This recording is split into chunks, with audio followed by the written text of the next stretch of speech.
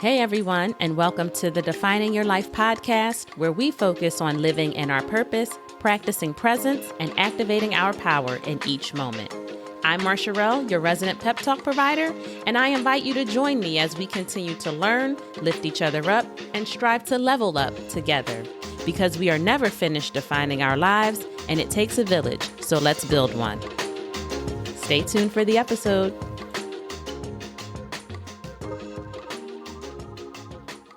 Hey everyone, I hope that all is well with you this week, and I'm excited to be meeting you all here again in this space. What a week it has been. We are in the season of milestones right now, y'all.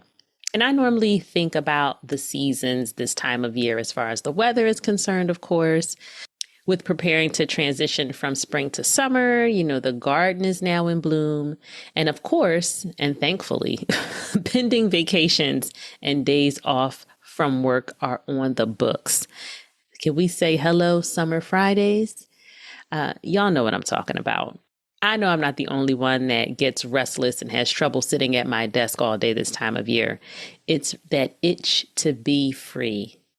Sunshine and ice cream and poolside cocktails are all calling my name right now, and I am definitely itching to be free. And even though I find myself still tethered to my desk, this week has been truly special. My firstborn, my Kennedy, turned 16 last week, and we celebrated her with a party this past weekend. Well, that might not seem like a big deal, but Kennedy is very reserved. You may remember her from the pod last season. She's not an attention seeker. She likes to keep her head down and in the books. But this weekend, my girl twirled. She smiled with teeth showing, not that closed-lipped smile. And she did not resist me when I took her hands to dance. I promise y'all it's a new day. And I almost couldn't contain myself seeing the blooming young woman in front of me, And she also got her permit this weekend as well. So I'm going to need y'all to be praying for me because my nerves, okay? But the excitement didn't stop there. Just 3 days after the party was move-up day for my son. Graham just completed his 4th grade year, and we attended his move-up ceremony just yesterday, actually. And my boy was recognized for academic achievement, making us so proud.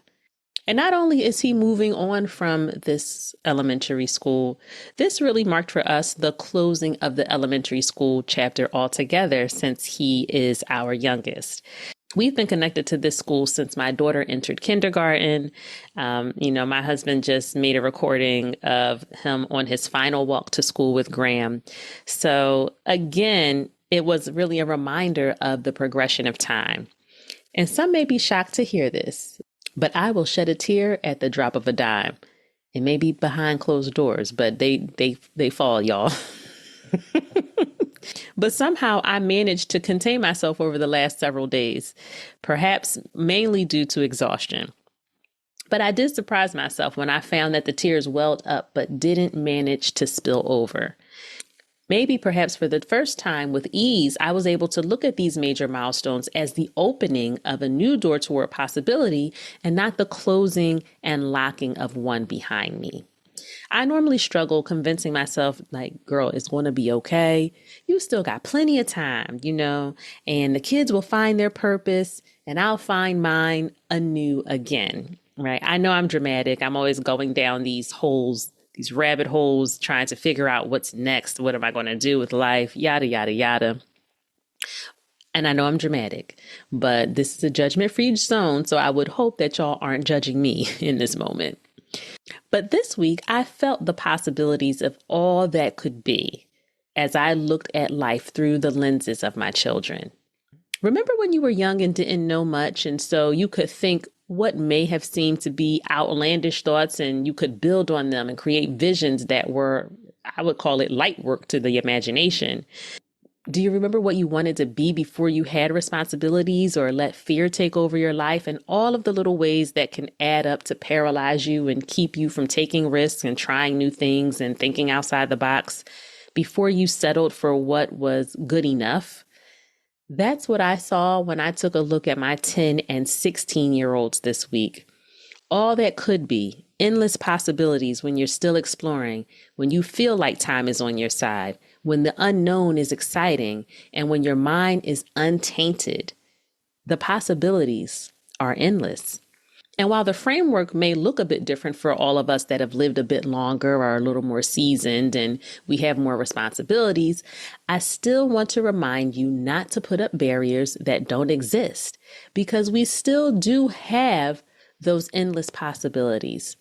And recognizing that may restore in you the drive that you thought you lost. It may bubble up new excitement in you when you problem solve and figure out how to do something you thought that you couldn't do, but wanted to do for a really long time. And there may be new hope when you allow yourself to dream just a little more. The difference is we are at an age now when daydreaming about it shouldn't be enough for us. And we actually have the tools and the wisdom to implement a plan to make some of those possibilities a reality. And that's the added benefit that we have in adulthood. We have more than just a hope or a daydream or the thought of an endless possibility. We have the tools to bring those possibilities into existence. So I want you to take that wisdom and those resources and tools, and I want you to pair them with the twirl of a young woman blossoming in her youth and realizing she can be multifaceted. And I want you to pair it with the quiet confidence of a child who's been recognized for the greatness that they may have already recognized within themselves, but that was reinforced by the stamp of approval of someone they respect. And I want you to pair that wisdom and those tools with the outlandish dreams of your youth. And then I want you to see what you can come up with. The possibilities are endless, y'all. Let's see what we can do with them. I'll leave you with a quote from Coco Gauff today. Always dream big, and don't let anyone limit your dreams, because the possibilities are what? Y'all got it, endless. Thanks so much for listening today. If what you have been hearing has been beneficial, don't forget to rate, review, subscribe, and share the pod. And don't stop there, y'all. Share your feedback with me in one of the many ways in which you can reach me, whether it's through IG, email, and even through texting. That's right, you heard me, texting the pod. Just hit the link in the show notes to do so. I can't wait to chat with you all again next week.